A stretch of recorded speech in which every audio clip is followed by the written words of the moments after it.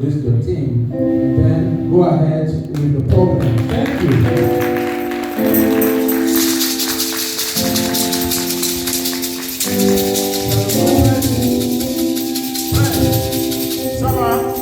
Brother Prince, how are you? Said we can't believe you proud of the field, Martin. Okay. Thank you for coming. So much. Good morning. Good morning. Okay. Bonjour. Yes. Okay, I speak English. Go ahead. Yes. Please. You know, it's Black History Month, Bon, nous sommes dans le mois de l'histoire des Noirs aux États-Unis. and this is a great opportunity for us to think and grow. Et ceci est une grande opportunité pour nous de réfléchir, de nous développer, de grandir et de planifier. Right. Each and every one of us. And so we are happy to present to you today a pathway to self-development from a financial perspective as you are growing in your spirit, but also growing. Nous avons le plaisir de vous partager avec vous. I just want to let you know that since you were attending school back home and the English teacher was coming and you were saying that what should I do with English today, you will go to English class, so we are not translating, we are just going straight in English. Why? Oh, Papa. Let me see it. Raise your hand for those who are good with your English. Who paid attention to English in school? No, they have to attend English class today. Because when we're back home, when the English teacher comes into class, we always say, what should I do with English? Fred, today you are finished. Go and sit down.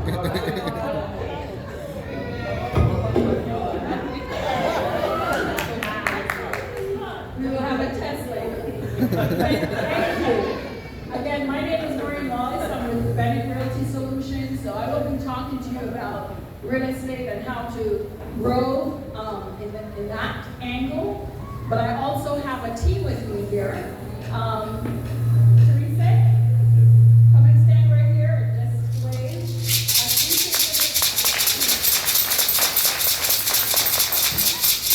Educate us on credit and the importance of credit and how to get your credit where you need, because in America, credit is important. I'm from Jamaica, and so credit is something we're not used to. So, and I'm sure probably for you too. Credit is not something that you're used to and understand the importance of it. So she will be educating us on that and what it can do for us to propel us into homeownership and other things. Okay? And then we have our lender here, David.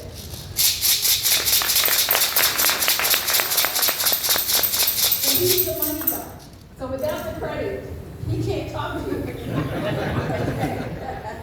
So we will go through, just the process here in terms of your credit and also what you need to get to a mortgage, whether to buy a home for yourself to live or for investment. And then we have Garth.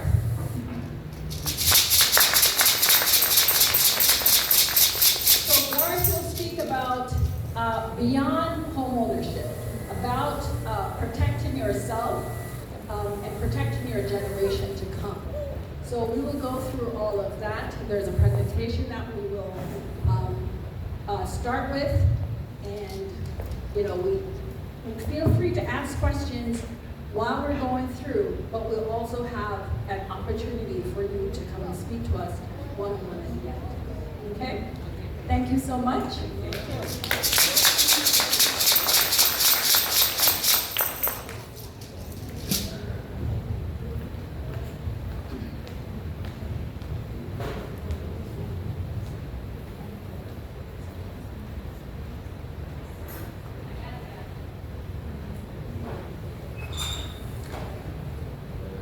Okay, so some of the information that I'm going to go through, if you have already owned a home, it may not be new to you, but it may help you as well in owning your next home. Let me see who has home ownership under their belt. All right, congratulations to you. Owning your home not only give you that peace of mind, but it also helps to build equity, build stability, and you don't have a landlord to tell you, we give you 30 days to move, 90 days to move. You make those decisions for yourself. So we're hoping that you find the importance of home ownership, and as we're going through the process, if you don't own a home and you want to own a home, it is possible, and we're going to walk you through that. So, steps to home ownership.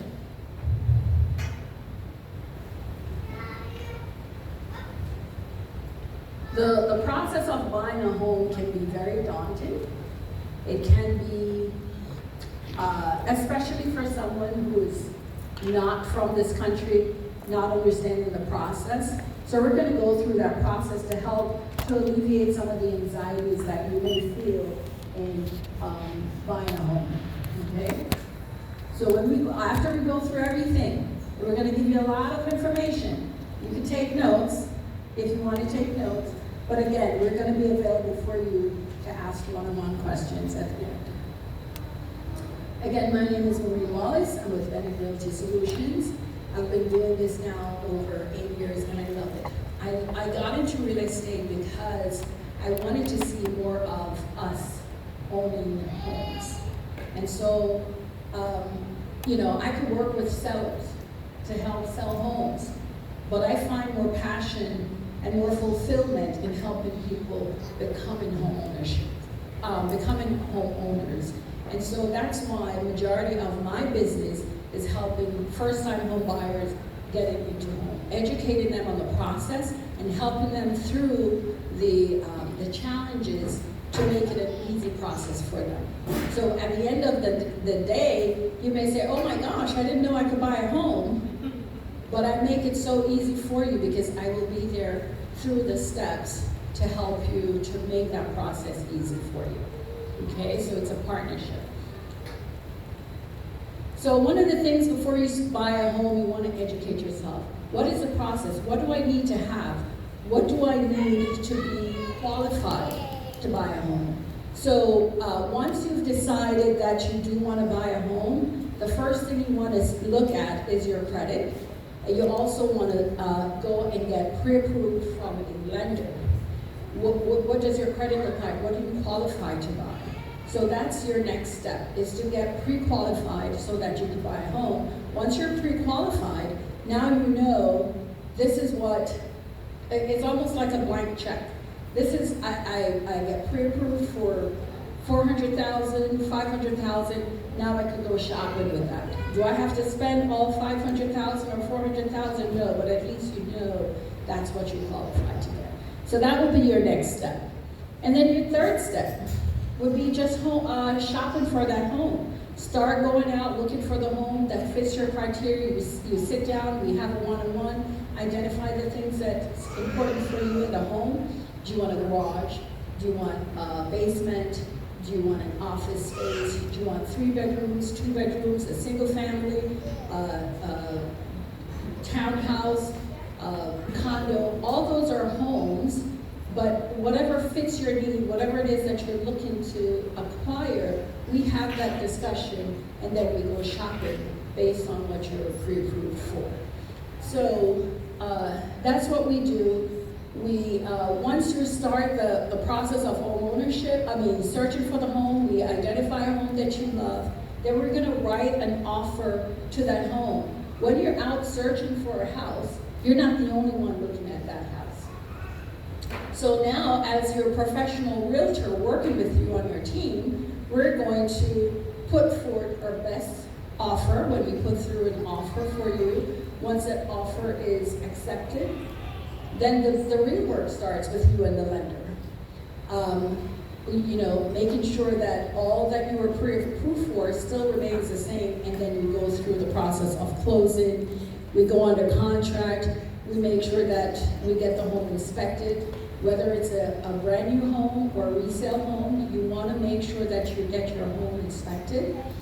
So beyond what we see when we look at a home, there may be other things that we are not able to see, and the inspector can identify those for us. Then we finalize the loan. We go to closing date, and you settle on your home. You sign a bunch of paper, and you get your keys, and you may have 30 days or 60 days before you start before you start paying your mortgage, but you get your key on settlement day, and you can do everything and celebrate with your family and move into your new home. So those are kind of like the small 3 steps to the process of home ownership. So you say, why should I get pre-approved? You want to get pre-approved because you want to have a peace of mind that when you go out to write an offer on a home, you can get that home.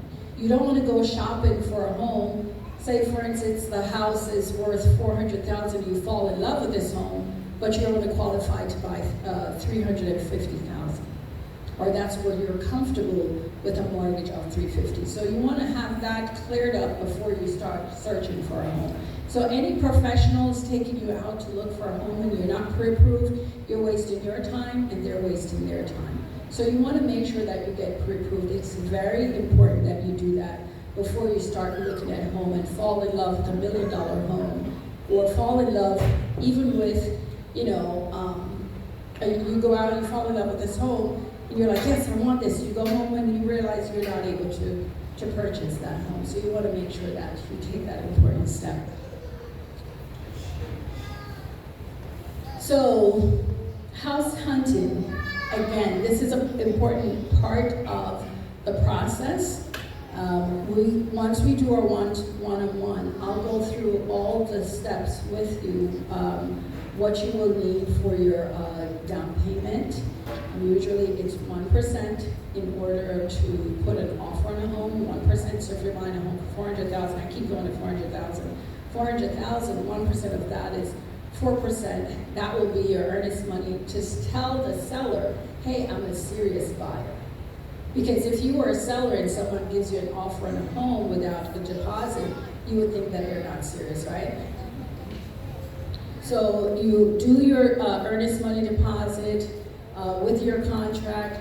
Once the home go under contract, then we have a period to do the inspection. And that period is usually about 7 days. You get the inspection on the home, see whatever is wrong with it, and now we go back and renegotiate with the seller to say, hey, we realize that there is a crack here or there is a leak here. Can you fix that or give us the money to do the fixing ourselves? And we negotiate that before we move forward. Or you may say, too many problems. I don't want this house. But at least you know, because you did not skip this step of home inspection. So that part of it is important. It usually costs about, depending on the size of the home, anywhere from $300 to $500. But it's a very important part and an important step that you do not want to miss. Whether it's a brand new home or whether it's a retail home. Because new homes, contractors do missteps. So you still want to make sure that you get your home inspected. Okay. And you also want to make sure that you're working with the right team. I don't speak French,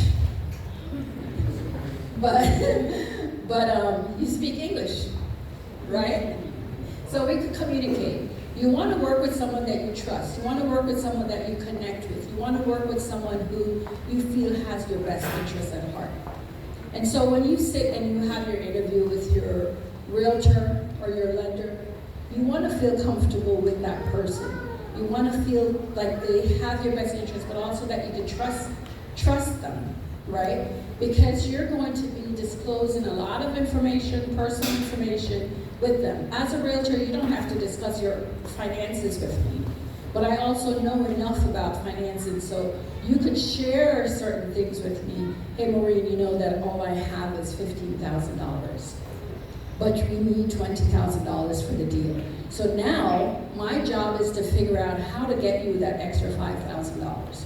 So all of that, you have to be fluid with your communication with me so that I can work for you. I always say it's like I'm the attorney to my clients.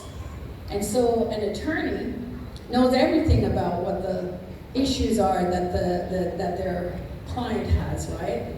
But they still have to protect them and guide them so that they can get the results that they want. And so that's my job. But I can't do that without knowing certain information. So we have to have that trusted relationship, that communication, so that I can be the best representative for you.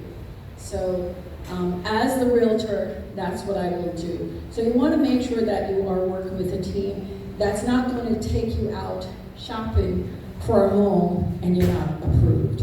Get you all excited for a home that you're not approved for. So, and you also want to work with a good realtor. I'm very resourceful, working with people like credit repair. I call them credit magicians, to get you where you need to be, help you put you on a plan. Maybe once we talk, you're not quite ready to buy, but put you on a plan to get you to where you need to be. So we have our discussion. You go through, you get your pre-approval, or you start the process for pre-approval, and we realize that there's certain things that you need to work on your credit, maybe your income, whatever it is that you may need or is lacking, we put you on a plan to get you there. My thing is not to say no to you, not to make you feel like you can never buy a home, but to help you get to the process of buying a home, okay? So, not getting pre-approved, I'm going to beat this to, not getting pre-approved is not good for you, and it's just really a waste of time, so you want to make sure that you get a pre-approved. So before speaking with a lender, you know, there's some information here. So our lender, David. I was hoping you were going to start taking my part. So he's going to talk to you about what he's looking for when he's getting you pre-approved. Bonjour. Je suis désolé, mais je ne parle pas français. We're done. That's it. That's all I have.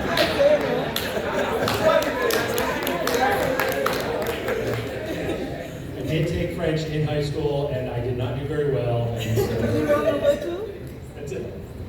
Yes. So yeah, before you actually speak with me, there's something that you need to do. You need to be prepared for our initial conversation. Okay? You'd be surprised. Some of these seem kind of basic. Know your income, know your debts, know how much money you have. But if I call you up right now and I ask you those questions, you probably don't know the answers exactly off the top of your head. I mean, I wouldn't. So before we have a conversation, have an idea. Okay? Take a look at your pay stub, check out your bank accounts.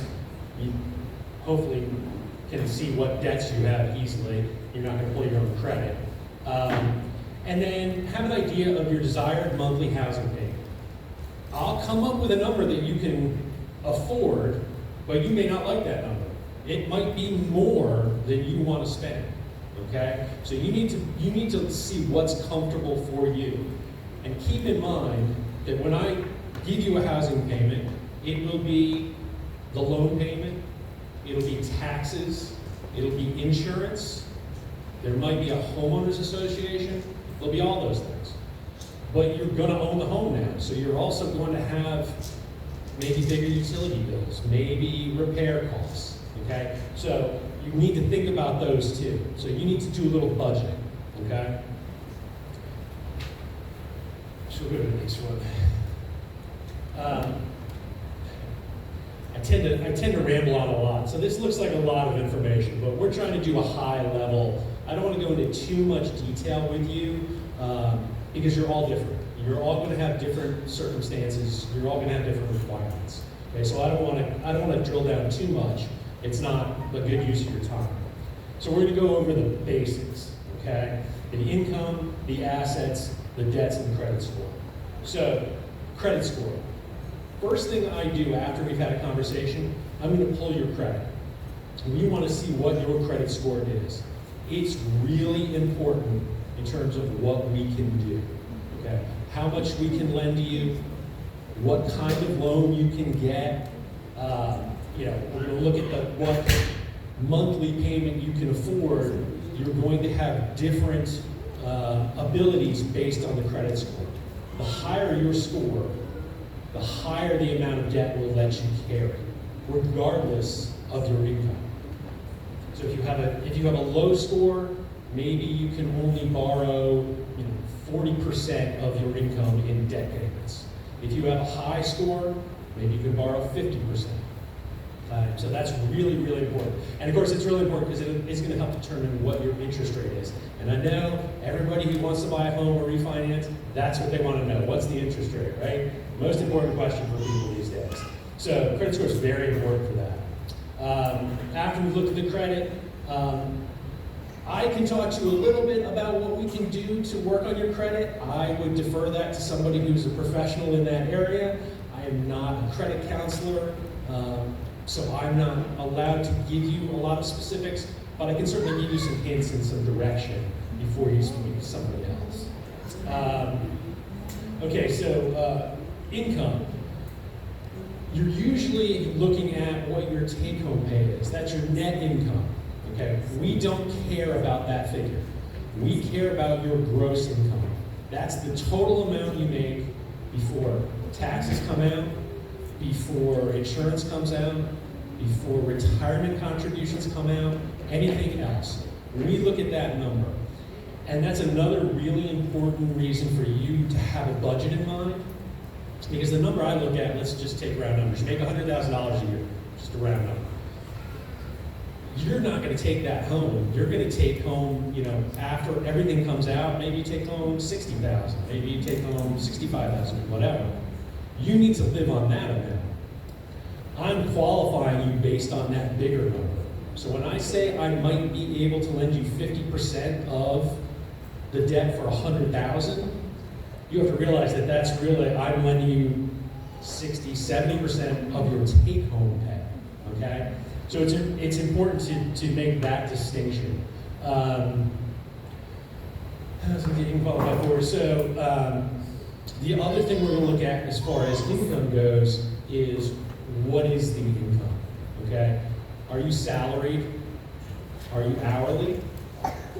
Are you self-employed, okay? If you're self-employed, chances are you don't really know how much you make. I've done this for 24 years now. And every time I ask somebody who's self-employed what their income is, 99% of the time they're wrong.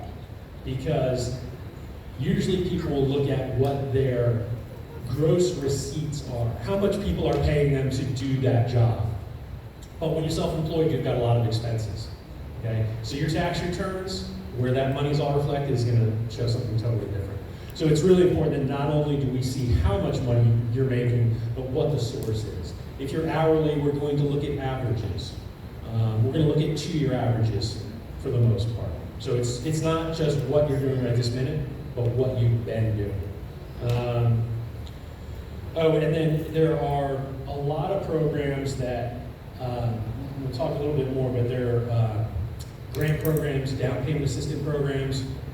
A lot of those programs are limited to certain income amounts. So the lower your income is, the more programs you qualify for. And that's generally based on, yes. Yes. So my question is, are there down payment assistance programs that help someone buying a home with no money down, or any grants that they're Yeah, I mean, there. So again, I don't want to get too into details because it's all going to be different. But there are certain programs that will give you the difference between the loan amount and the sales price. So this is just one of a million, but since it's our program, I know it the best off the top of my head. We have a grant program that we do. It's a 3% down program. but we'll give you up to $10,000 for free to help cover the gap. Okay, so that's 100% up to a $330,000 purchase price. There are other programs. I mean, is anybody in here a veteran? A VA loan is the best program out there. It's 100% loan. It doesn't even require a down payment, and it has no mortgage insurance, and it's got a great rate. There are programs in DC like HPAP that will give you a lot of money, depending on your income, up to $200,000 towards your down payment. They don't actually give it to you. You have to pay it back, but it helps you structure that loan if you don't have enough of your own funds. Some other things that you can do, we're not all fortunate enough to be able to do this, so some people can get gifts from family members to help fill that gap. You can get credits from sellers to help pay your closing costs and your down payment. So there are a lot of ways that we'll be able to explore to come up with the gap in funds. So let's see, employment to your history. And one thing I actually, I'll come back to this in another section too, but with the credit scores, a lot of lenders look at credit in different ways. I don't know if anybody here hasn't had a lot of credit history, a long-term credit history. Bigger banks, and we've discussed this, bigger banks will look at your credit history in a different way than smaller banks. And it may be, you have a discussion about building credit and improving credit. To have the most options, you'll want to have your credit pulled as soon as possible so that it can be reviewed and you can see how to build things. Because if you have, let's say, just one credit card, and that's the only credit you have, you may pay them on time all the time, and you might have a great history with that, but certain lenders won't give you a loan if you only have one credit card. They consider that what's called a thin credit history, and they don't think it gives them enough information. It's not all lenders, it's not us. I used to work for a big bank. I worked for Bank of America for 12 years. They were very big on how robust your credit history is. So that's something to keep in mind. Yeah. What is the lowest credit score and what is the highest? Hopefully we'll never see the lowest credit score. So let's do, it's in the 300s. We don't want to think about that. What's credit score you need? Yes. Well, it depends. If you want to keep your credit score in a good range, 720. 720. If you want to keep it in a good range, that's not the minimum for buying a home, but that's where you'd like it to be. You can get a home with a credit score in the 500s. It's going to be more expensive. So you always want to target the 700s. That's really the best way to be. Credit goes up to 850. Nobody has credit at 850 unless you're like 80 years old and you've had credit for 60 years, because a part of it is time. But yeah, you want to shoot for 620 as a minimum, if you can. I mean, again, this is why we pull credit and look at it and find ways to try to fix it up if we can. There are a couple of things that we can have you do sort of quickly to give it a little boost. Not long-term stuff, but there are a lot of factors in your credit history, and it's not just payment issues. It's one of the big things for your credit is credit utilization. So if you have a credit card that has a $2,000 balance and you've used that whole balance, it's going to hurt your score because it looks like you're using as much credit as you can get your hands on. So ideally, you want to keep your credit cards at like 30% balance. That's the kind of thing that will just help you. So maybe if you can do it responsibly, get a second credit card and put some of it on that card. I don't want to get into opening more credit and giving you more debt. It's just something that you can look at doing. Hello, excuse me. Yeah. How many credit cards?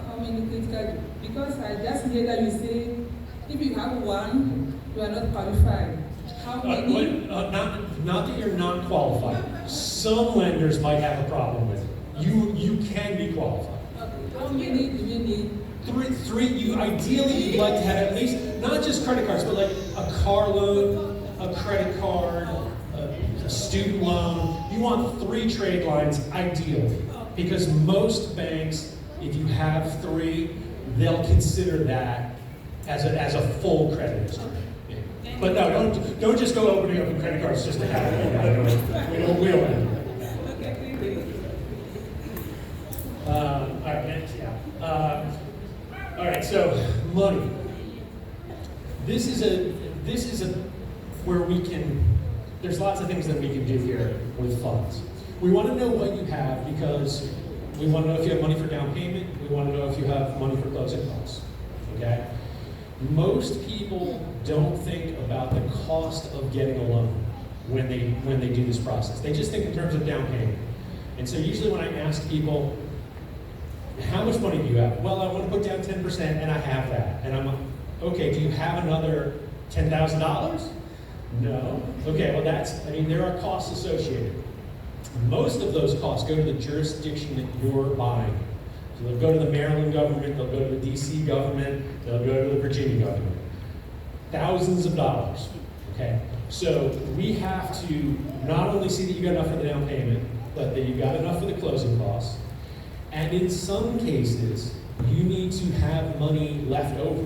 You need to have what's called reserves, okay? Not all the time, not every program, but sometimes. So we need to make sure that we've got that. If you don't have that, then we start looking at ways to come up with what you need. We look at low down payment loan programs. We look at gifts. We look at grant programs, down payment assistance programs. So there are ways to do things. But we want to know, again, this is all what we want to know up front so we can find the right structure, the right one. And of course, the more you have and the bigger down payment you have, theoretically, the lower your monthly cost will be because you're borrowing less, okay? And another thing people get confused about a lot is how much do you actually need. A lot of people think you need 20%. You definitely do not need 20%. Question. I want to know what's the second loan? A second trust loan? Is that it? So it's another way of making up. So when you get a loan, the old school reasoning was you wanted to put down 20%. And the reason you want to put down 20% is because if you put down less than that, you pay mortgage insurance. Mortgage insurance doesn't do anything for you. It insures me, the bank, in case you don't make your mortgage payment. Okay? So if you put down 20%, you don't pay that. If you don't have 20%, you need to find a way to fill that gap. A second trust loan, a second mortgage, helps make up that 20%. Okay? So you can do an 80% loan for me, and then do a 10% loan, and then you put down 10%. These days, it's so easy to get one loan for, say, 95% of the value of the home. Most people don't do second trust loans anymore. Okay? They're more expensive, there's more fees, there's higher rates. If your credit is good, mortgage insurance today is very affordable. When I got into the business 20 plus years ago, mortgage insurance was really expensive, and you really wanted to avoid it. But that's not the case these days. We can certainly, if it turns out it's for whatever reason the second trust is the best option, we can look at that. But that's what it is. It just helps you make up that 20%.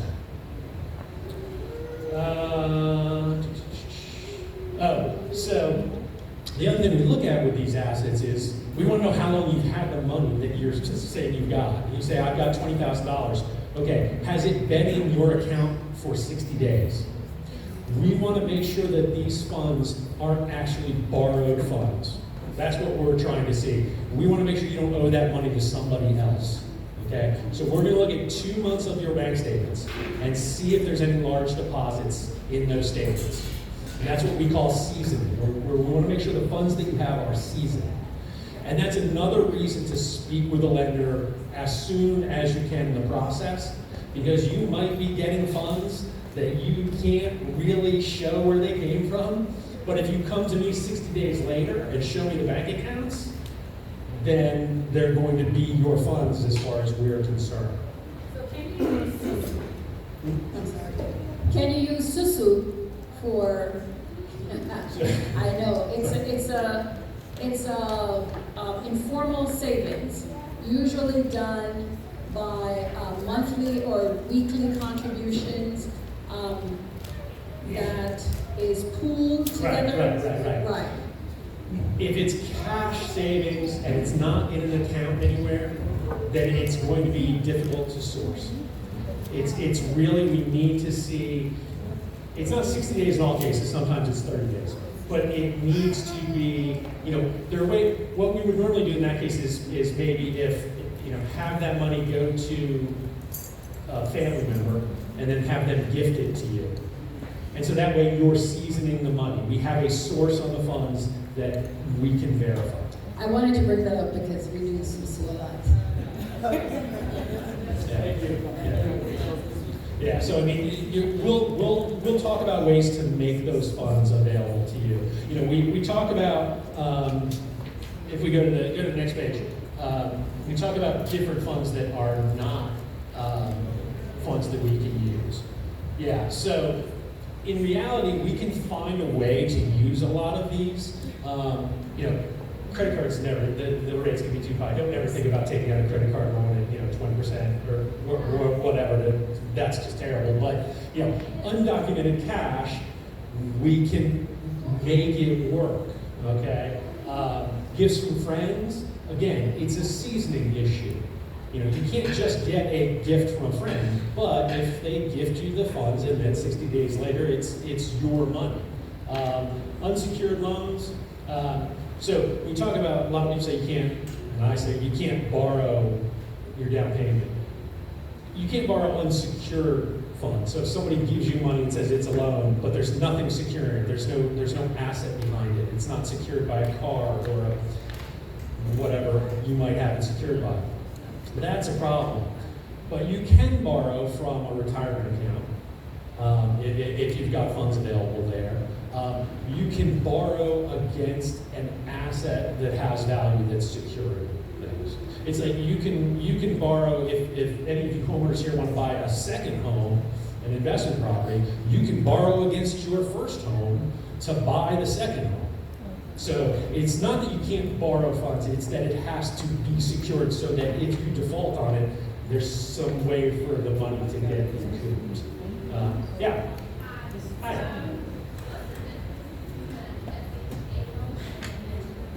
So FHA is a government-backed loan. We don't do as many anymore. We used to do them all the time. Today, there's two reasons mainly why we would do FHA. If you have damaged credit, and if you have too much debt and the debt ratio that we talked about, the percentage of your debt of your gross income is higher, FHA is good for those cases. You don't get dinged as much on the rate and the mortgage insurance if you have bad credit. There are a couple of problems. You can't refinance out of the mortgage insurance, or you can't drop them, or you can't refinance out. You can't drop the mortgage insurance once you have enough equity, and you pay upfront mortgage insurance, which is expensive. So we try to find ways. There's nothing wrong. We can do an FHA. We can close an FHA loan in 2 weeks. It's no problem. It's just it's more of a last resort because of other issues. So it's just one of the 20 different things we're going to look at and see what's the best fit.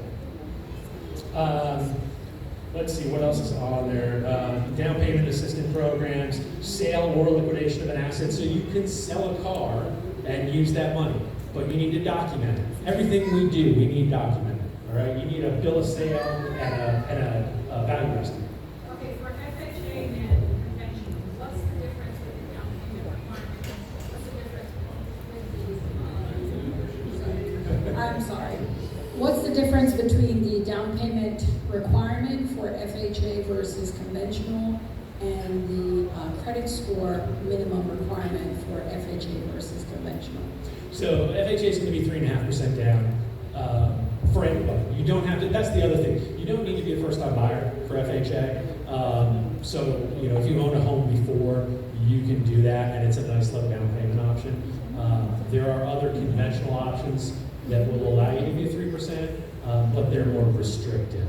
And again, FHA is 3.5, VA is 0, obviously with qualifications.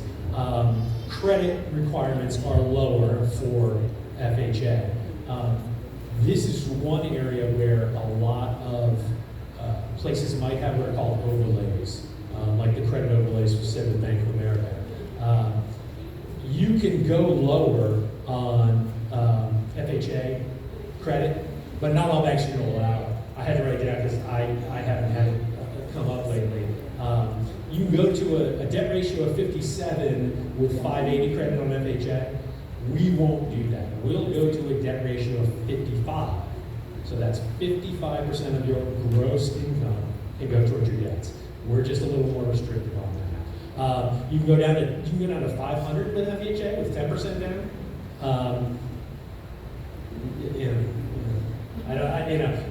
With that low of a credit score, depending on the debt ratio, it can get a little high on the debt and a little hard to repay, so we really want to talk about that. You're going to be better off talking to somebody early, trying to get your credit improved, and do a less expensive option.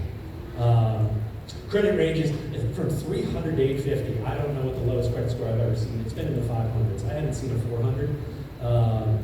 And once you're in the 500s, there are ways to improve it and get it up into the 600s. And we're at, we're a 620 minimum for conventional. But again, you want to be in that 700 range if you can. Yeah? Question, please, what's the difference between the private lender and the bank? And what agency is more benefits? The different kinds of lenders? Yeah, the private lender and the bank. Well, it depends on how you define private lender. I mean, so there's a lot of different types of lenders. So I'm a correspondent lender, but I work for a bank. But what it means as a correspondent lender is I lend money from different places. So when I worked at Bank of America, I only lent money from Bank of America, only had Bank of America guidelines, and that was it. A correspondent lender will lend money from Wells Fargo or Chase or our own money. Our parent bank is United Bank. We'll lend money from United Bank. There are brokers who don't work for anybody but lend out other people's money, and the other people do the underwriting. They have more options, but most of them we don't care about. There are private lenders who literally, there's like hard money loans. That's when you can't get a loan in normal circumstances because your credit or your income or your assets, and there will be a private lender who will make a loan to you. Hard money lenders. Who am I leaving out? What other types of lenders am I leaving out? That's it. It's just that the hard money lenders are very expensive. They're very expensive, and they're short term, and I'm just trying to think if there are non-bank lenders. So there are correspondent lenders like me, but they don't actually work for a bank, so they don't have any of their own money. So the main thing you want to look at in a lender. 90% of you are all going to do the same stuff. You're all going to do a regular FHA or conventional loan. It's all going to be basic underwriting. You're not going to need anything very far out of the ordinary. When you do get into exotic stuff, it may be that you need a broker who can do things. There are lenders that are referred to as non-QM lenders, and that's non-qualified mortgage. That's when you don't fit in the box that the government says is how most lending should happen, most safe lending should happen. And non-QM lenders will come up with different products that are a little more risky and a little harder to qualify for, but will let you get around certain guidelines, like you don't have pay stubs, you just have money coming into your bank account. There are ways to do loans with that kind of stuff, but they're high cost and they're more challenging. Can you talk a little bit about couple buying a house? The requirements of couple to buy a house. I'm sorry. Couple. When a couple is buying a house, the requirements. Sure. Yeah. So what we do is we look at them as one unit, okay? So the only difference is we're going to pull credit individually for both of them, and we're going to use the lower credit score. Does that take care of that question right there? So we always have to use the lower credit score because both people are going to be on there and both people are going to be responsible. And so if somebody's got a 700 and somebody's got a 600, we look at the 600. Other than that, we look at the combined income, we look at the combined assets, and we count everything else as one. Yeah. Yes, you mentioned earlier that it's possible to use an FHA loan even if you use it before, even if you bought a house before using an FHA loan. So my question was, how long? Is there a time frame or can you just buy? So you can't just hop from house to house using FHA loans, if that's what we're getting at. So there is no requirement that you have to be a first-time home buyer. That's the one thing. But you can't have an active FHA loan and then buy another house, like you buy a house down the street and then 6 months later you try to buy another house in the same area with an FHA loan. You can't do that. It's not meant to allow you to keep building up houses. You can refinance out of the FHA loan and refinance it to a conventional loan and then use an FHA loan on your next house. That's fine. You can have two at the same time if there are extenuating circumstances. So if you've had a family situation change where you need a new house for something, if you've had a job change where you need to move, you can use it. You can have two FHA loans, but it's not the normal. And if you're planning on that, you need to talk to a lender first to make sure that that's doable. Okay, thank you. I just want to follow up with her question. Why do you use the lowest credit score when it is a couple, but both of them are as useful to buy the house? Both of them will be on the mortgage. Why? Because the assumption is they're both on there because you need both people on the loan. You need both incomes, you need both assets. And so if that's the case, we need to look at the person with the worst credit because they are still important to paying that mortgage. Why not use the average? I will bring that up in the next meeting. I mean, I will say there was one lender we used to work with, and I can't remember who it was now, and I think it was only on jumbo loans, which are loans above 1.1 million, who would use the main income earners credit. So if somebody made $100,000 and somebody made $50,000, they would use the $100,000 income if it had a higher credit. If it was 700 credit, 600 credit. I don't think anyone's doing that now. The problem is you can have one great borrower and they can want to pay everything on time, but if that second borrower is required to afford the house, that's the risk that you have to look at. So then you work with the credit lady to help get that second person's credit. And not to give marriage advice, but that's also why you sit down before you get married and have a long talk about your credit. You don't want that other person holding you back. But I'm married before learning about credit. That's why you got to do things in a certain order. But again, this all comes back to the same thing. You need to talk to somebody before you find the house, because you don't want to find the house and then, okay, we want to go, let's pull the credit, that's the situation going in. And what we'll always do in that case is we're always going to try to find if there's any way possible to qualify with the one borrower. You may say, well, we're a couple, we do everything together, we buy the house together. But if we can improve the situation by taking off the lower credit score, we're definitely going to do that. And because it may be that, with one borrower, we're totally maxing you out, like on the debt that you're allowed to carry. And normally, if you were buying as a single person, that might look kind of scary.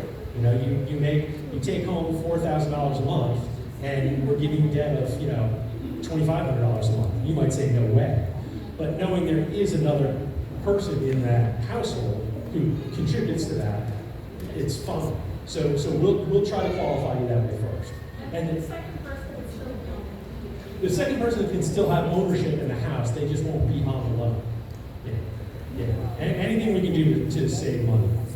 All right, and I ramble on a lot, so we'll go on to the next one, and I'll try to speed up just a little bit. Sorry. The loan process. It's not scary at all. You give me all your documentation, I review everything, I pre-approve you, and you should be good to go. All right. We spend time going over everything.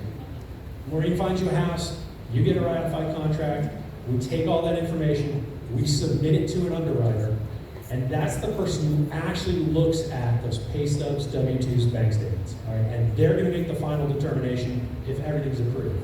Now, this is not 1985 where the loan officer didn't know anything and really kind of threw everything in there and hoped it all worked out. If you're working with a good lender, you're going to know when you get that ratified contract, you're 99% of the time, you're going to be approved. So really the underwriting in this day and age it's a formality, and it's an important formality, but you should be very confident at that point you're going to get the loan. Unless we've discussed that there's some situation that's going to be difficult and we need to get a review, but you know that up front, and Maureen will have a finance contingency in your contract that covers you in case the loan gets declined. I have a quick question. So why when you pay your home off, your insurance still is still on the homeowner insurance premium? Why doesn't it go down when you pay your home off? Why would the homeowner's insurance go down if you paid off the loan? If I pay off the loan, it should go down. But the two aren't related directly. I mean, the homeowner's insurance is covering you in case you burn the place down or, knock down a wall or a tree falls on it. Yeah, but the time you didn't pay off, it's between two people, between the lender and me, who live in that home. But as soon as I pay off, I don't have no deal with the lender. It's not, I mean, you'll have to talk to your insurance provider, but I mean, it doesn't change their risk. I mean, it's just, they've got the same worries and fears that they've always had, whether we're involved at that point or not. All right, so loan goes underwriting, loan gets underwritten, maybe underwriter comes back and says, answer this question or just confirm this. Then you're all done. Then it goes to the closer. Closer puts a package together and sends it to the title company, and that's when you sign all those documents. 100 signatures, initial signatures, dates, everything. A well put together loan and a responsive borrower will make that process be only less than 30 days. From the time you ratify that contract to the time you close, it'll be less than 30 days. In this whole area, sellers really value a quick settlement. So it's another reason, the most important part of this process, other than the team you work with, is that you are responsive and attentive to what everybody needs from you. Okay? Don't take it personally if I ask for something. It's not personal. We're trying to fit all of you into these boxes. It's not, again, this is also 1970 where the loan committee would sit down on a Sunday afternoon and judge everybody individually. Okay? We're trying to get you to close it. Okay, so if we ask for something, get it to us. The sooner you get it to us, the sooner you're done, and the sooner the stress is all relieved. One final question for you: what is the requirement to have a construction loan for a group or for a church? If it's a church and it's a group, it's going to be commercial loan. It's not going to be a residential loan.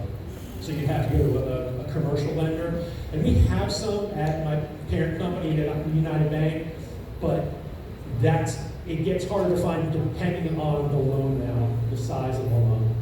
The commercial loans that are on the smaller side, there aren't as many people that do them, so you have to look a little bit harder to find them. But it sounds like it's going to be a commercial loan. And you got commercial lenders? Yeah. Thank you. And then the last thing, and I'll go down real quickly, the do's and don'ts. And the do's and don'ts are going to be kind of like the cash. Give me the next slide. No, one more. Yeah, so there are a lot of do's and don'ts. The don'ts we can help you work around. They're not all as intimidating. The important thing is really try not to change anything from when you get started in the pre-approval process through purchasing. Don't take on new debts. Don't quit your job. Don't make any large purchases. Don't take in cash. Now we have these things, and like I said, we can kind of work around them. If you change your job, we just need to document it. We need to get a new pay stub and make sure that we know what your new pay is. Large cash deposits. We talked about seasoning. You can work around that if you have enough time. Consolidating your debt. We talked about the effect on your credit. If you're putting more cards onto fewer cards, your utilization rate will go higher, and that can hurt your score. So you don't want to do that. You don't want to close out accounts. A lot of people think that closing out credit is good because they have less credit out there. That hurts. All right, so don't do that. Don't want to overcharge a card. Don't want to go missing in action. We talked about that. Responsiveness is key. So if you go away for like 2 weeks and you come back and say, well, why are we behind? It's because you went away for 2 weeks. And then, large purchases. You want to keep your cash. You want to budget. You want to make sure you have as much cash as possible for the purchase. After settlement, this is a big secret. After settlement, the day after, the afternoon after you get your keys, if you want to, you can go spend all your money. You can go run up your credit card. You can buy a new car. You can buy a boat. You can go to Vegas. You do anything. We can only monitor so much so long. We're not there to follow you for the life of the loan, as long as you're paying. We make sure you're paying the loan. But anything that happens after settlement. So if you have to go on a tight budget, if you have to kind of do things that you don't necessarily want to do for 30, 60, 90 days, it's not forever. Just keep that in mind. Right? And the most important part about any of these is just ask. Ask if something's a problem. Ask if you should do something, or ask if you need to do something. What's the best way to do it? And that's what we're here for. I mean, that's why you want people you can work with, because you're going to have questions. Like I said, every situation is different. You're all going to have different questions. So just ask. That's pretty much it. Thank you.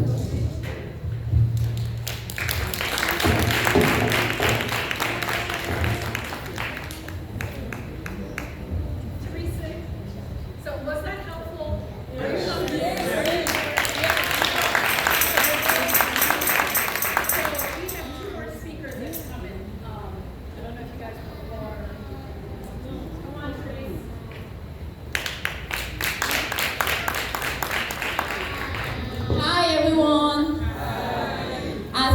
English class too, just as he mentioned. I'm here for like 5 years today. I came to the United States. I wasn't speaking even a word in English. I learned everything here. So I'm here to tell you all that it's possible to learn. I'm a French speaker, my first language. And guys, the best way to learn is to practice. Do not speak French ever. Try your best to speak English, even if it comes out, only, even if people are laughing. That's how I learn.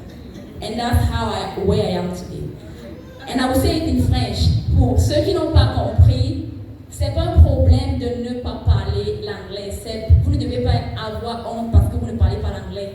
La meilleure façon d'adresser ce problème, c'est de pratiquer l'anglais. Parler chaque jour avec les gens à côté de vous. Parler l'anglais, même si ça sort, n'importe comment ça sort, comme ça sort, on s'en fout. Les gens qui là, on va rêver. And that's how I'm where I am today. That's how I learned. I didn't know any word in English. I learned everything here. So I'm going to keep it short with everybody. I will speak, and please guys, put your question aside. Write down if you can. I will take all the questions at the end of this speech to make sure noticed the loan officer took a little bit more time because he was dying with question here. So let's keep it speech and then after all the question so that everybody can be satisfied. Deal? Great. My name is Thérèse Tagué. I'm a personal and business credit consultant. I'm here to talk about credit, the importance of credit, and how does credit affect you in the process of buying a house. For me to better illustrate this, I will talk about my personal experience, my story with credit.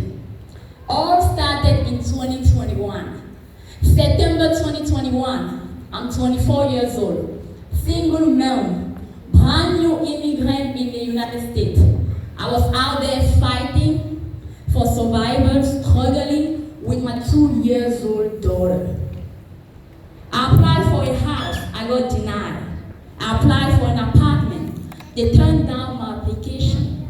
I applied for a simple car, they did not approve me. Why? Because of bad credit. From there, I understood the power, the importance of good credit in the United States.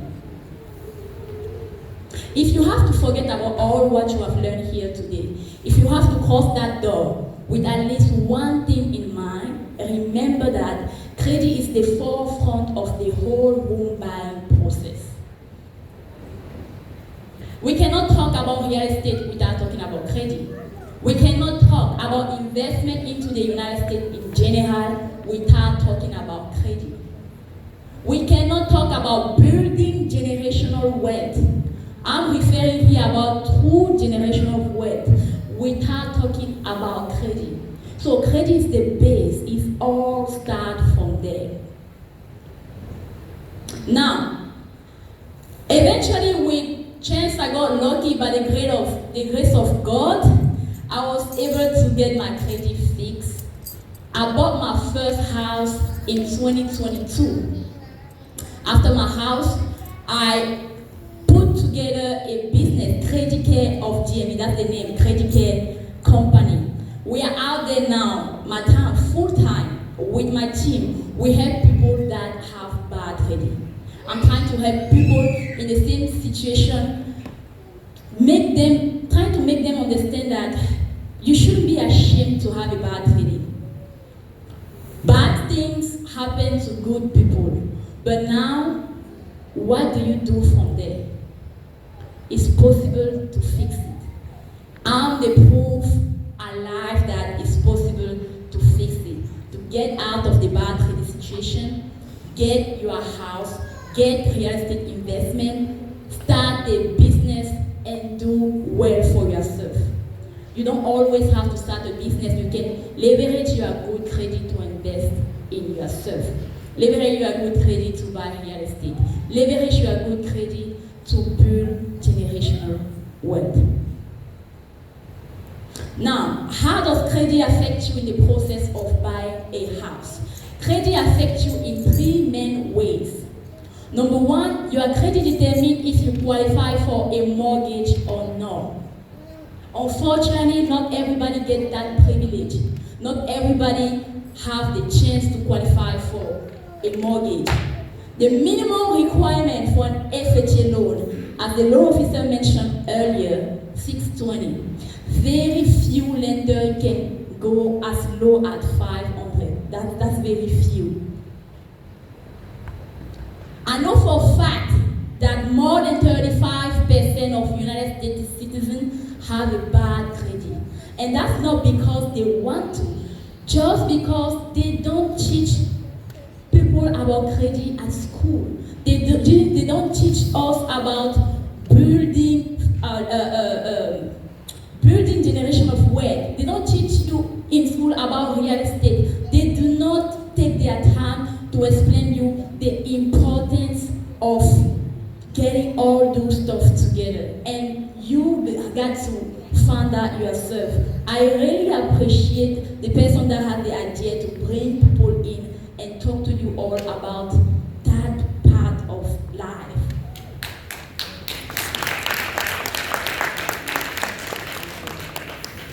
So guys, if your credit now is less than 720, please work on your credit. Do not go and get the house with 620 just because we said that's the minimum requirement. If you can work on it, please work on it. Number 2, credit affects you in the process of buying a house by determining what will be your loan amount. And that's where a lot of people get confused. It's not about the score. It's not about the credit score, but it's about your credit report.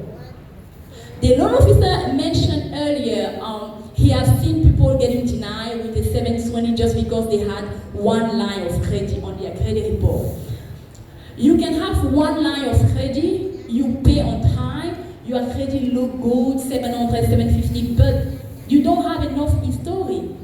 It's still not considered as a good credit. So that's why I said it's not about the credit score, but it's about the credit report. What do you have on your credit report? Do you still have those collections? Do you still have to charge off? Student loan, eviction, car repossession, bankruptcy. Those can be removed because if you don't, when you go to apply for that loan, they will include all those debt into the calculation of your debt income ratio, and that's when they come to you with the amount you qualify for. Most of the time, you will end up not qualifying at all if you have all those negative accounts. Or even if you qualify, sometimes you qualify for a very low amount. $100,000, $20,000, what are you going to do with that? Which house are you going to purchase today at $20,000? So, again, it's not about your credit score, it's about your credit report. Work on your credit report, and it's possible to get it done. We dispute those negative attempts. We work with people every single day, and we get that out on your credit report forever. Lastly, credit affects you in the process of buying a house by determining what will be your interest rate. And that's the killer. That's the most important. Why are you buying a house?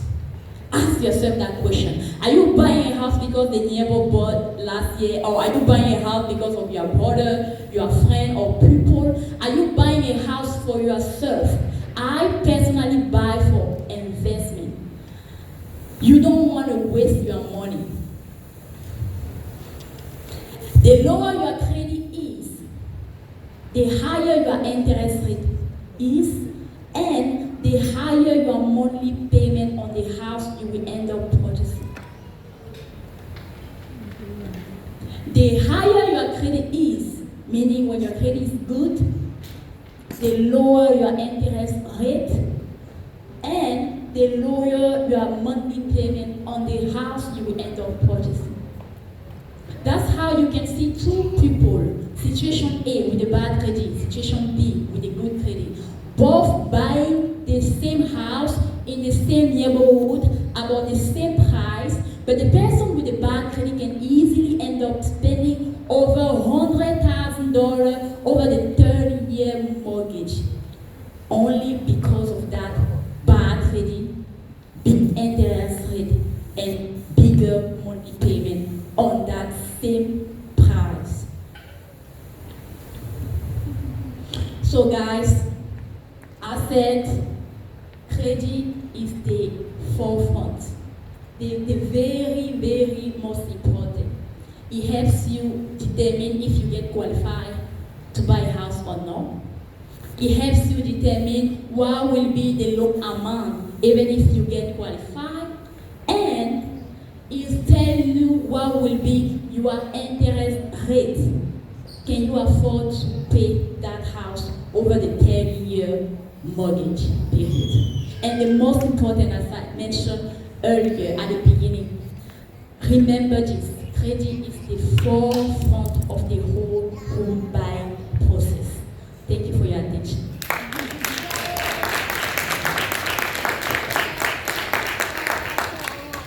So now I'm open to all questions. Any question about credit? Yes, sir. Question about credit. You mentioned your own experience, saying that when you purchase your house, it's for an investment purpose. Yes, sir. Okay, so could you give us a little bit, I'm just curious to know what type of investment you use your house for? Okay, the first house I purchased in 2022 was a single family home. The single family home had a basement. And I used, because I was alone with my little girl, I used the top. I have my brother and sister in, they are going to college. Each of them pay their room in my house. The basement is rented. I rent my basement for $1,000. And they all cover my monthly payment. You see the mortgage payment on the house, $2,500. The money I get from them cover the mortgage, and I still have some more rest to maybe pay things like utilities. So I don't pay rent in the United States just because of that. And I'm just talking about the first house I bought in 2022. That's the kind of way of investing. Don't you see? Like, you know, you wake up, you don't have a mortgage, people are paying for your mortgage. Yeah, so that's one way, and it's a bigger, you know, the real estate is a whole topic. I don't want to, you know, I'm not specialized in investment, but that's my personal experience I'm giving you how I invested. Yeah. Yes, ma'am. Hallelujah. How do we boost our credit report? Okay, how do you boost your credit report? Now, I will answer this in two ways. Number one, for people that have no credit history at all, like you are brand new in the country, you don't know where to start. First thing you do, and how we work with the people at Credit Care DNB, we have them establish credit. I'm working with different companies. One is called Rent Reporter. So as you are here, let's say you came and you are living with your auntie or your dad or, anybody, your brother, anybody you are living with currently, if that person is the owner of the apartment, it can be an apartment, it can be a house. If you live in there, you only have a room and you pay that room every month on time, as long as the person is willing to talk with that company on the phone, a rent reporter, let them know, oh, I know, let's say Olive, I know Olive, she's been living with me for now 5 years, and she's been paying her room on time for the 5 years. That 5 years of on-time payment can be reported on your credit report. That's how you start. And I do that for everybody. You don't have to own the place, you don't have to have your name on the list, but you just gotta have somebody that has that privilege and that is willing to testify for you. That's one way. The second is, if you have a bad credit, like personally my situation, the reason why I had a bad credit was because of my mom. You know, parents, when you come, they bring you here, they start using your social security like you was deaf. So it was because of my mom. I don't know why she did. It seems that she took an apartment under our name, my name, because I was the oldest at the time. So she put her name, she put my name. For some reason, when she moved from that place, there was a bill she was supposed to pay, but because the leasing office did not know how to get in touch with her, they sent it to collection, and it affected me as well. So if you are in that situation, you have a collection charge of late payment, the best way to fix that is to dispute and remove it. And that's how we do. You can also do it on your own. You don't always have to hire a specialist. You can send out a letter to the credit bureaus. We have 3 main credit bureaus in the United States, Equifax, TransUnion, and Experience. What you do, you try to get access to your complete credit report. You send out a letter to challenge those negative items, and it can be removed. Yeah. I answered your question? bill. Any other question?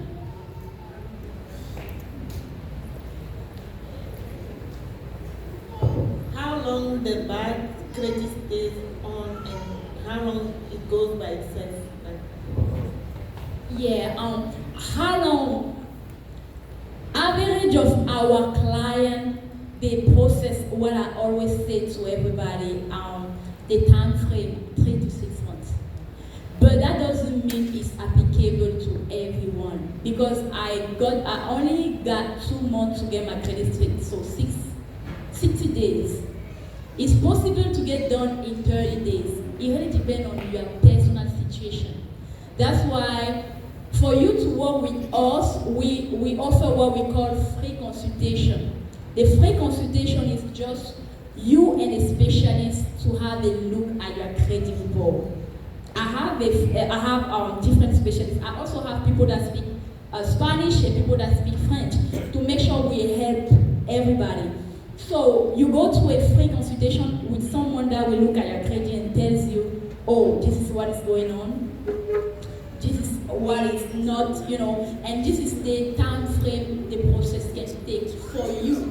Because credit is like fingerprint, and it differs from an individual to another. Someone can have a late payment, somebody else a collection, somebody else a bankruptcy. It's very different. It depends. 30 days is the minimum, and 30 to. I think what you're saying is by itself.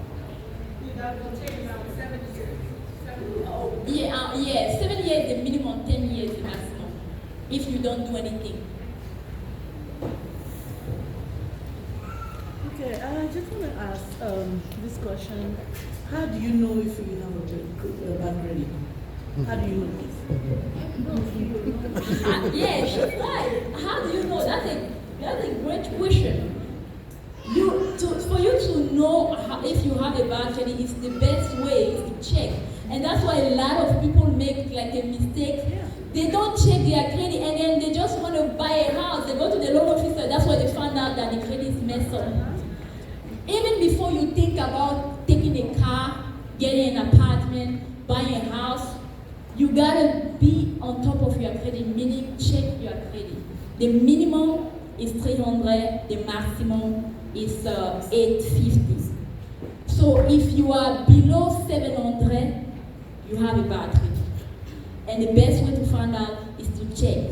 If you go to myfreecreditreport.com, you can get a copy of your credit report for free. If you use Identity IQ, if you want to have access to your credit every month, I best recommend the company called Identity IQ. For the first 7 days, they will charge you $1 for you to have access to your complete credit report. Now, if you want to kind of have access to it, every month they will charge you, I think, $19 per month to give you access to that. And it's valuable. I have for my personal credit, I have 3 companies I check my credit with. And it's not like I'm planning to buy anytime soon, but it's just, for yourself, for education purpose, for preparation. Because you don't know where the opportunity will come from. Yeah. I want to know, why does your credit is not the same from one bureau to another? Because Equifax can give you another one, Esperanza give you another one, and Transport give you another one. Why is it not like that? The reason is because they use different score. They use different score. It's what they call their score calculation. Algorithms, yes, but that's not the word I'm looking for. But yeah, so they don't use the same model. But they are not using the same one. There is what they call FICO. There is what they call a Vantage. There are companies that use Vantage score FICO model, but there are companies that use FICO type of calculation model. The loan officer, most of the time, I think they use the FICO score to determine if you qualify for that loan. That's why I always advise people, try to look for your FICO score because that's the real one. That's what you can have access to. But the Vantage, it's not like it's completely wrong, but you don't want to look at your Vantage score and consider that as your score. And the reason why, again, to answer your question, it differs from our company because they are not using the same system to calculate your credit score. It's not the same system that they are using. There's a name for that, I don't know why. Yeah. Any other question? My first question. Earlier you talk about free consultation. So I want to know if you pay to get your credit score fixed. Of course. The consultation is free, but the service you pay for it. We have 2 plans currently. We have the silver package, we have the VIP package. The silver package is $99 per month. It depends on the time frame your personal situation will take. As I said, the minimum is 30 days. So if you are lucky, you pay the $99 a month and you graduate after 30 days and you are done. If your situation is taking longer than that, so you will pay the $99 every month till you get your situation together. Nothing. Okay, I heard that you don't check your credit score often. Is checking your credit score affect your credit? No, really.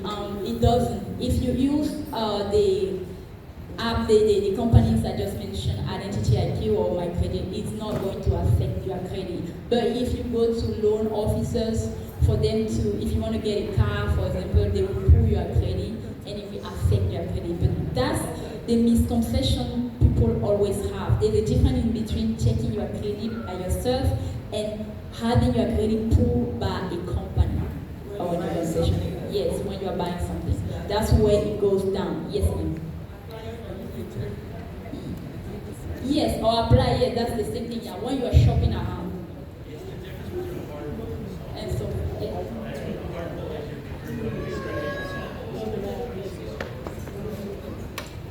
And also, for those that I will do that just for, for all of the good I'm receiving here, and we are in church with nice people, the people that organize all this together. If somebody is willing to get his credit fixed and serious about it, I will place a 30% off for whoever wants to sign up from this organization.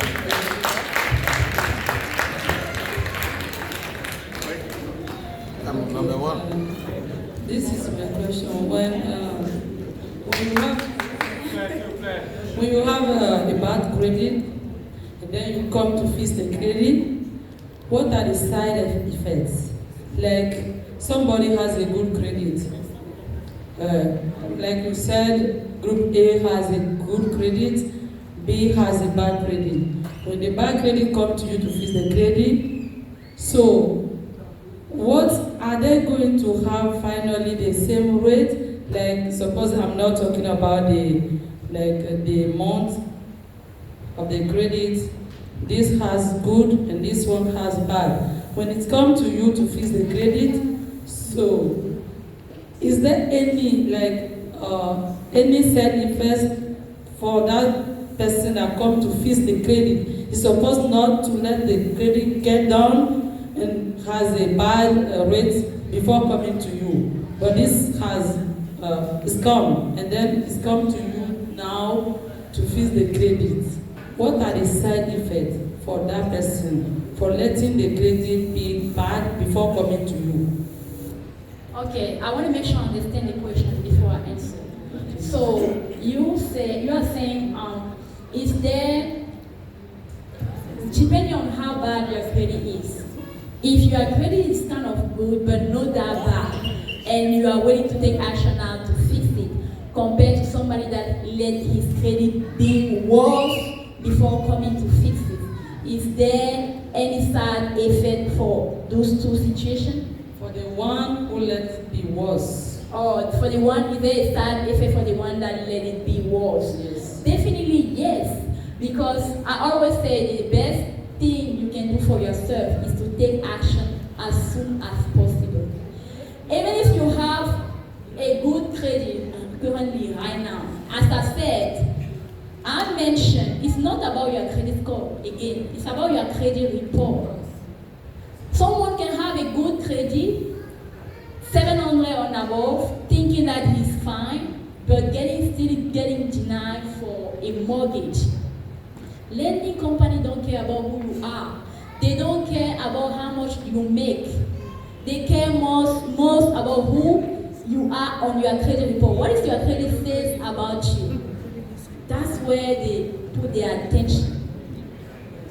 If you even have $1 million and you want to buy a house, you want, maybe let's say you want a $2 million loan. You have a bad credit. When you put that down, I'm sure it's not affecting your interest rate, correct? Even if you put a $1 million on let's say a 1.5, does it affect your interest rate? So the money can put your interest rate down. If you buy down the interest rate with the money,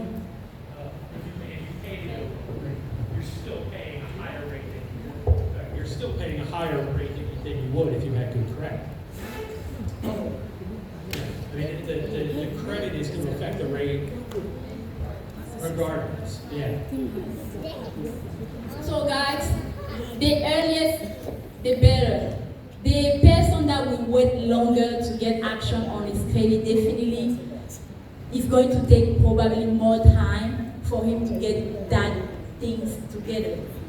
But for the person that noticed the late payment today and try to fight against the company the next day, it's easier to actually get the late payment out of that person's credit report. I answer? Yeah, thank you.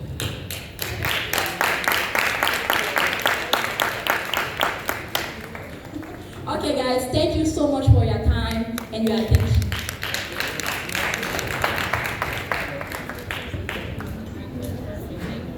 Wow, I'm excited. So we have one more speaker, and you're going to be thrilled with this. We didn't leave the worst for the last, but he's going to really energize you as well. Garth, please come.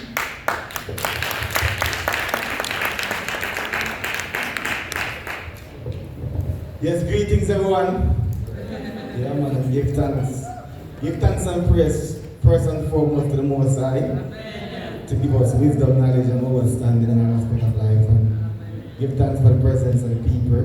Like the song said, how good and how pleasant it is for virgin and sister to them together. So, of course, my name is Garth Vickers. By profession, I'm an accountant, financial advisor, estate planner. As you can tell from the accent, you know I'm from already, right? Trinidad. She's a Trinidad. Same thing, but Jamaica. Yeah, man. So we say one love all the time. Yeah. So today, we're gonna talk about wealth. Wealth, you know? Wealth is very important. You know, real estate is the beginning of wealth, you know? So it was a good place to start from. Everything that you see on earth right now, it comes from real estate. You know, everything that you see comes from real estate. So that's why we start off with real estate, because the material that they use to make car, the material that they use to make boat, the one that they use to make aeroplane, all of it comes from real estate. You know that, right? Everything comes from the earth. Mother Earth, you know? 85% of the world coltan come from the Congo. You know that, right? Yeah. That's why you used to have the phone and the computer and all of this stuff. we control most of the world wealth. We're not the wealthiest people. We're the richest continent, poorest people. So, we're talking about wealth today. What is wealth? Wealth is experiences. And your purpose of existence is to carry your physical body all over God's beautiful creation and collect sufficient amount of experiences so that you will live a fulfilling life. So, that is wealth, you know? Yes. So when it comes to wealth, you don't have to own stuff to experience stuff. You know, that is one of the biggest kept secret where wealth is concerned. You don't have to own stuff to experience stuff. When I first learned this, I was amazed. I was 16 years old in Miami, Florida. It was my very first time to this beautiful country, like Eddie Murphy and Arsenio Hall. I was coming to America to sow my ride. No, but I came to America when I was 16. My father was already here in the financial industry. He was a real estate broker. And he had two clients pass away simultaneously. One of them was African American and one was Jewish. And I had the opportunity to meet the executor of both families. First we met with African American family, and he was explaining when his father died, everything that they were experiencing, you know. They had to go through probate. Anyone familiar with probate? Heard the word probate before? Okay, they had to go through probate. They had to pay what is called estate tax. And in the end, him and his siblings weren't able to keep the things that their father left behind for them. You know, they had to sell some of their personal assets just to be able to cover some of their father's liability. And for me, coming from Jamaica, which is 98% black, of course, I was very upset. And I was like, hey, we're here in this world, like, oh, the black condition is almost the same, you know, it's like a different plane, but it's the same pilot, you know?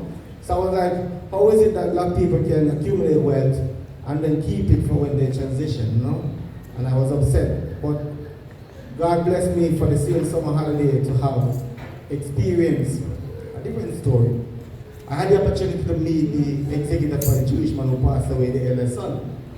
And as I listened to him talk about his father being a great man and all the things his father left behind for him and his sibling that would last a generation, he didn't mention probate and estate tax or anything like that. So I was there listening and talking to my father, and then my father went to the restroom and I had a conversation with him. I said, sir, may I ask you a question, please? He said, sure. I said, what is it that your father knew that most people don't know? He said, what do you mean by that? I said, whenever someone in our community passes away, we don't get to keep the things they own. You may go for 1 or 2 generations and then it lost, no? He said, well, when my father was alive, he didn't own anything. And I was like, what do you mean by that? He said, while my father was alive, he transferred everything that he would have owned into legal entities. And since the entity will always be alive, even when his father passed away, nothing changed. The owner will still be alive. So there is no probate, there is no estate tax, and so on. So I said, what did he transfer? He said, okay, he transferred his real estate, his stocks and bonds, he transferred all of his insurance, everything that he owned. So I said, so what happened to the money in the bank?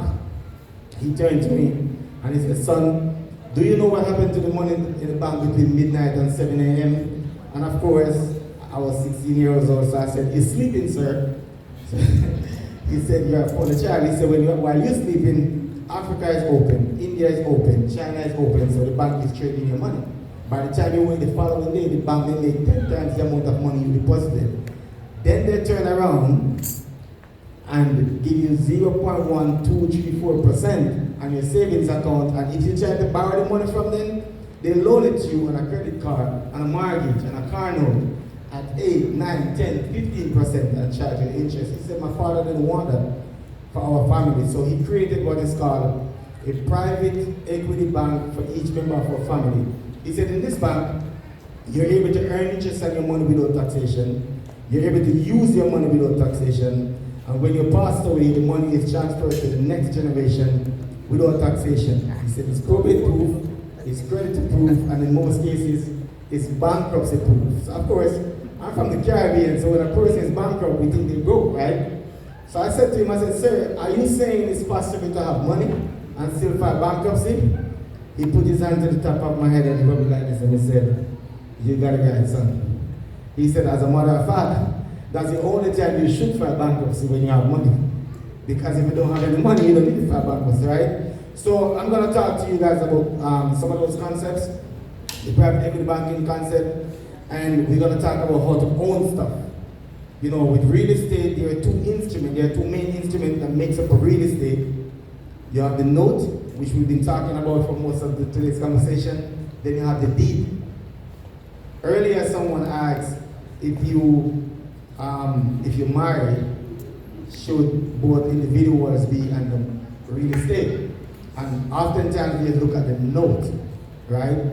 But there's another instrument in real estate that's called the deed, and we're gonna have a little bit of conversation about that, how that works, how that can be structured, so that when in the event of divorce and unforeseen circumstances, what will happen to this instrument, and why we shouldn't put it in our name, why the deed shouldn't be in your name,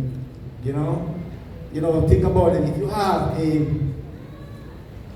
18-year-old child and you pass away and you have this real estate property and you have all of these assets and it's in your name and you transfer this asset to this 18-year-old child, and now this child have $1 million asset.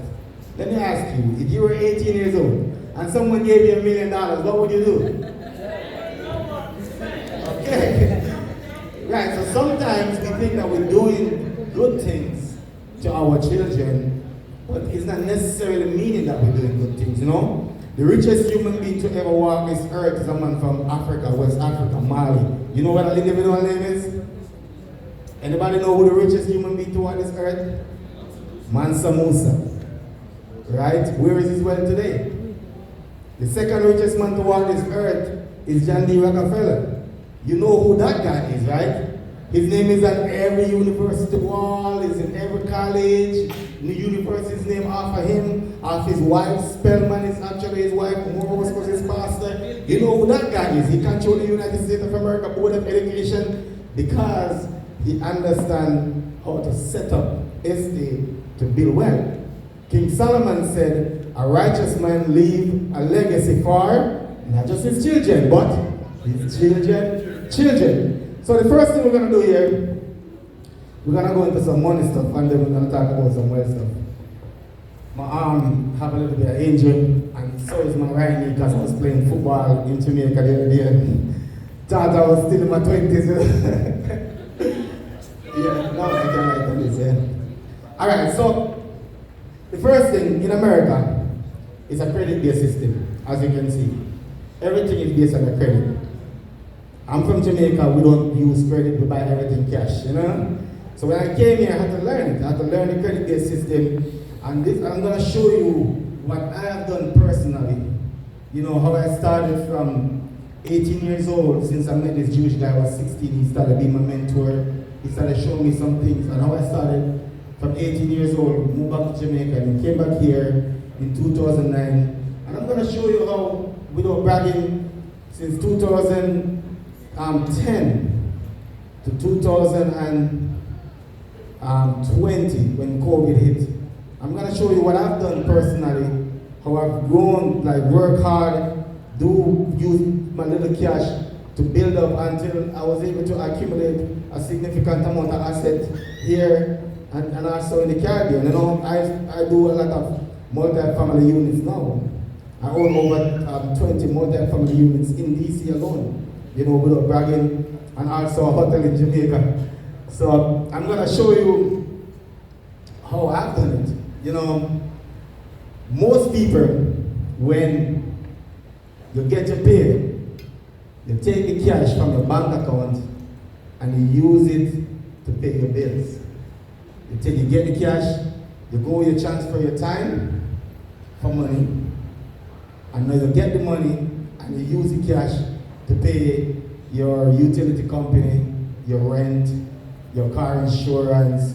You go to the gas station to buy gas for your car, you buy food. All of these things you're doing with cash. So you transfer time for money and you take your money to give it to these people. And, that's it. Nothing happened. So what I'm going to show you now is, like Linda said and the credit person said, you have to have credit, and everything that you do, you can do these two things.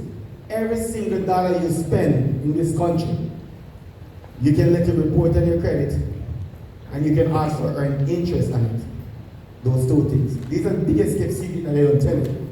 You can earn interest on every single dollar you spend, and you can earn credit on every single dollar you spend. This is how it works. So, the biggest kept secret in building wealth is not rocket science. It's simple. Spend less than you earn. It's basic maths. You don't need to be a financial guru or anything like that. Just spend less than you earn and establish discipline.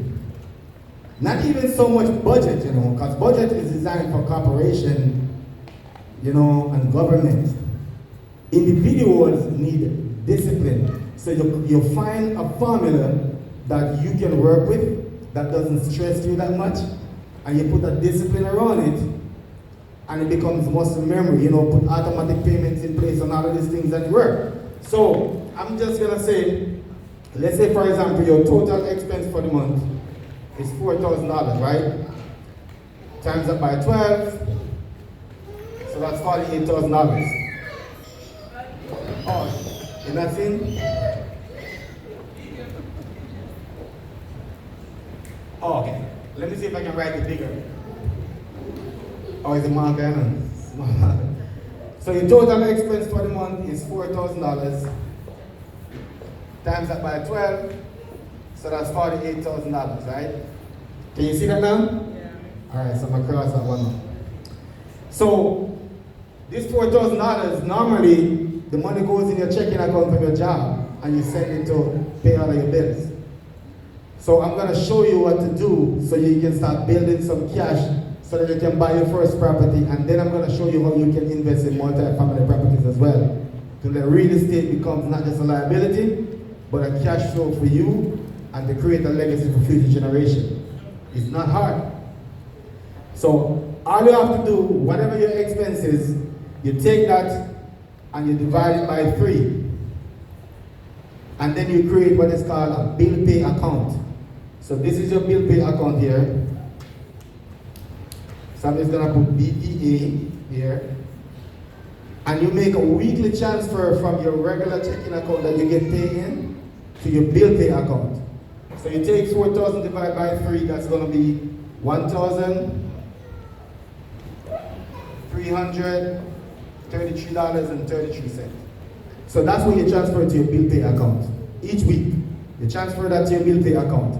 Then you get a credit card or a credit line, and you use that to pay your bill.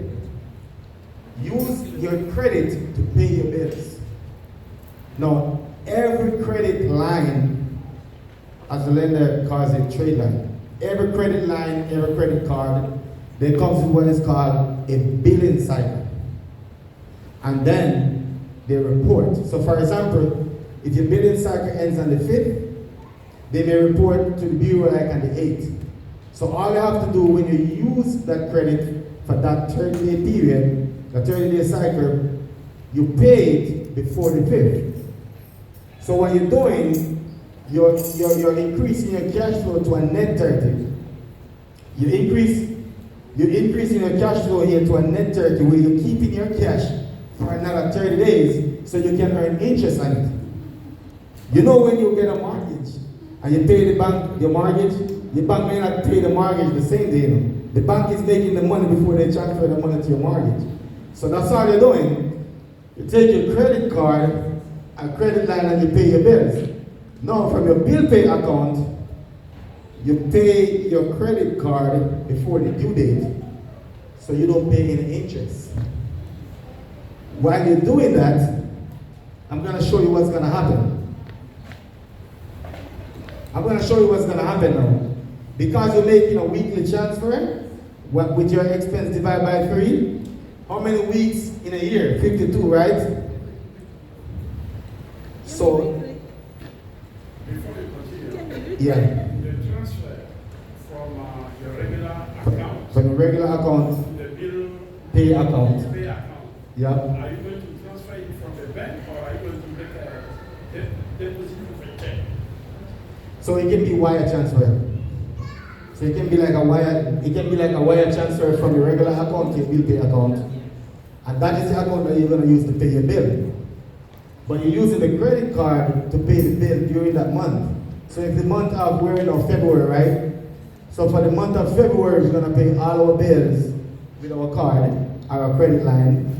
And then before March 5th, if March 5th is the due date for the card to be paid, let's say you pay it off on March 4th, and you don't use that card for the period until the billing cycle ends. So you pay it off on the 4th, and the card is paid off. Whatever amount your credit consultant tells you to pay it off by, if it's 100%, you pay it 100%, if they want you to keep 10%, and so on. But you pay the card off so you don't have to pay the interest. So the money is coming from your checking account to your bill pay account, from your bill pay account to your card, from your card to pay your vendors, the people who you pay.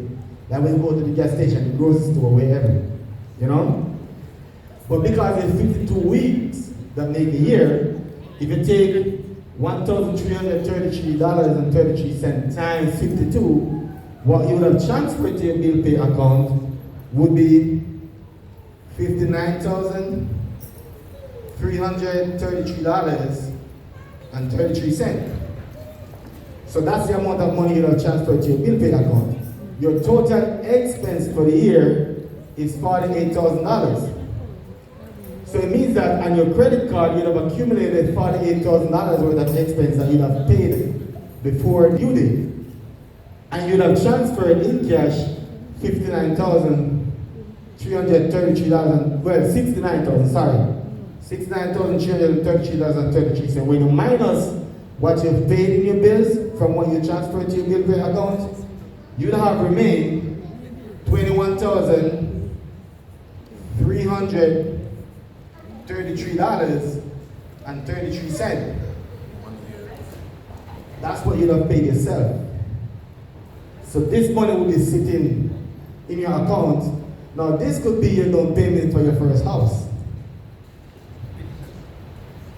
Right? This could not be your down payment for your first house. This could also be money that you use to save towards your retirement. Could go towards the children's college fund. It could go towards anything you wanted to go towards. However, if you have it set up in the right type of account, you can earn interest on this money way more than what the bank is paying. And I'm going to show you in a few what type of account you can use. I'm going to take this question right here. Just want to get some clarification on the 4,000 because if my monthly income is a 4 expense is a 4,000 and then you want me to transfer 1,333 in my bill pay account, but how am I being transferring one in a week? That's where I'm getting confused from. So each week you take your total expense, whatever it is, divided by 3, and you transfer that weekly into your bill pay account. So remember, if your total expense is $4,000, how much money should you be making? More than $4,000, right? Exactly. Right. You have to see how much is your total annual income is. Right. So your income would have to be more than that. Your income would have to be more than this, and it would be more than this for the year. But what you're doing here is that you're paying all of your expenses and you don't pay yourself because of the discipline that you've created. Right?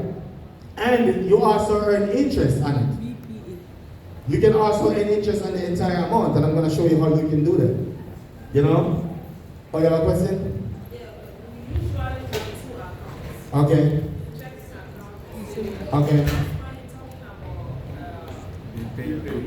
Bill pay. So bill pay account is just the account that you use to pay your bills. Right. So I'm going to show you the one that I've used. Right? So the bill pay account that I use is called an IUL. The bill pay account that I use is called IUL. And IUL stands for index universal life. So it's a type of life insurance, but not the common type that we're accustomed to, that only have that benefit. How many of you know that you could save money in life insurance? You ever heard of it before? Okay. Okay. So in IUL, it has to be set up a certain way. It has to be set up a certain way where the bank portion of it, not just regular IUL that you just pay the premium, but it has to be set up in a certain way where a portion of the money goes towards the bank. And then what you're doing is that you're streaming loans against it to transfer to your credit card.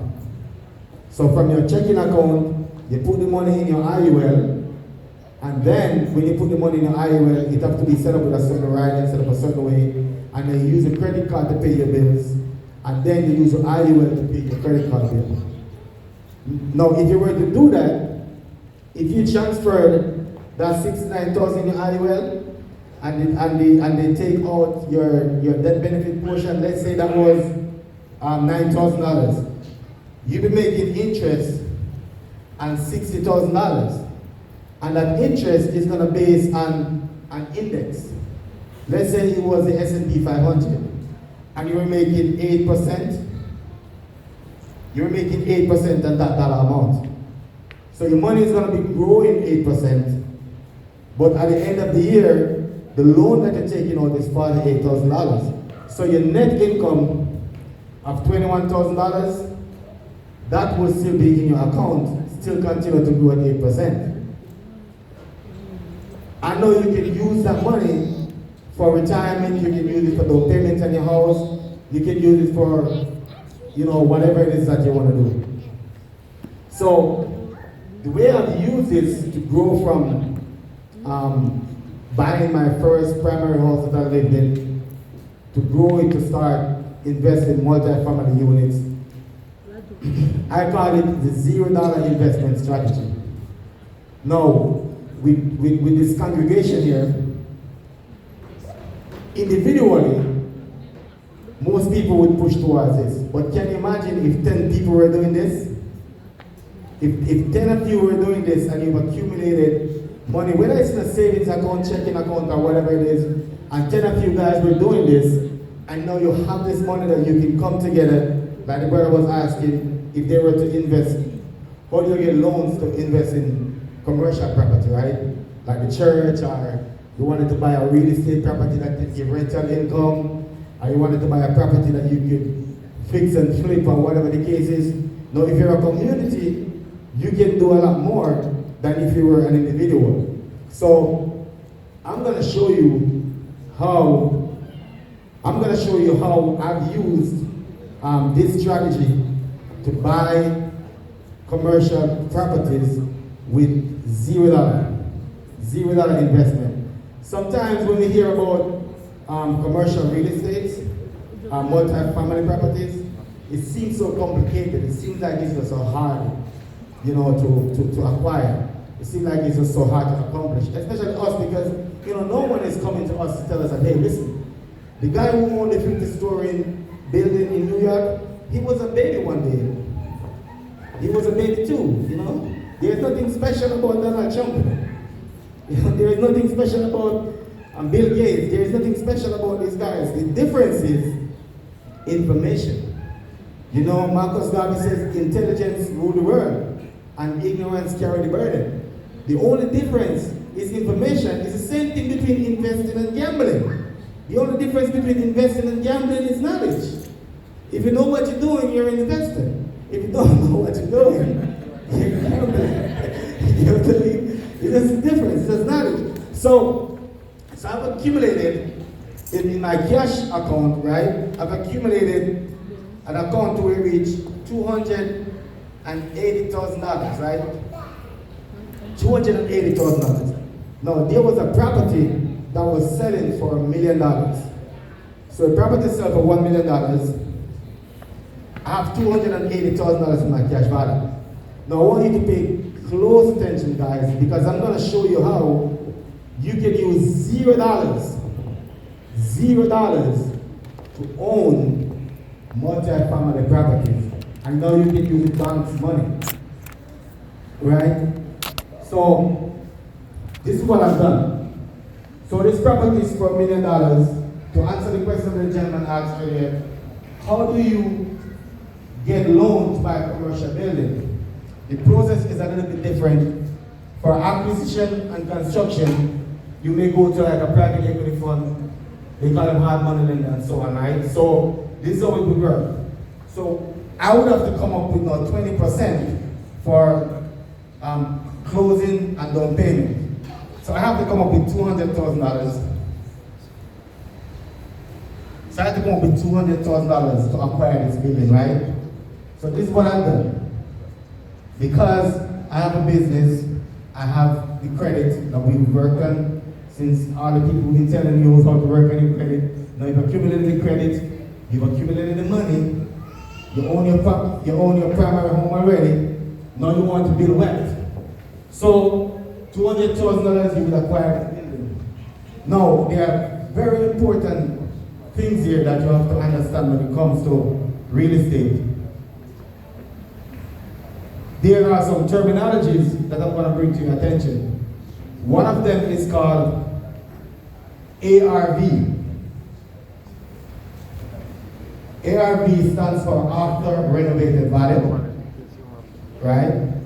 Now, why is this important? It's because if I'm buying this building here for $1 million and I'm coming up with $200,000, I want my $200,000 back. Because I don't want my $200,000 to be sitting in real estate, because there's a lot of cash to come up with. Let's say together all of you here could come up with $200,000. You can get this $200,000 back in 180 days, in 6 months. As long as the building is set, depends on how you structure the real estate deals, you can get it back. That's why we call it the $0 investment strategy. You understand the ARV. In commercial real estate, in residential real estate, you have comps, which is what the building next door worth and the big one the real estate appraisers appraise the buildings for. In commercial real estate, you have more than comps. You have something called capitalization rate. So the capitalization rate is when they take your NOI, your net operating income, divided it by a cap rate, and it gives you the value of the building. So that's what the after renovated value would more than likely be. So the after renovated value of this building here was $1.6 million, right? How this is determined, they're gonna take the projected rental income, then they're gonna minus all of their expenses, maintenance, insurance, taxes, all of your expenses except your mortgage and your depreciation. And that's how NOI is determined. You divide it by a cap rate and it gives you the new value. So once you've identified that, now you know you can get this money back, and I'm going to show you how that works. So let's say, for example, some of these units here were 1 bedroom, you can convert them into 2 bedrooms. Go ahead, Maureen. Sorry. This is a lot of information, and I think we've used a lot of the church's time, and we want to offer a Zoom next Saturday. Are you going to be available for the church so we could expand? Because people are very, very interested, but they're probably also hungry. Yeah. No, we need to leave. If we could schedule a Zoom, and I think they probably have a certain time that they have to conclude. Okay. All right, no problem. Saturday I'll be in Jamaica. That's fine. Yeah. It's 12 o'clock. No, Saturday or noon or probably in the evening. After 6. Maybe Saturday. 6 American time? Yeah. 6 p.m. Okay. All right, and then at the end,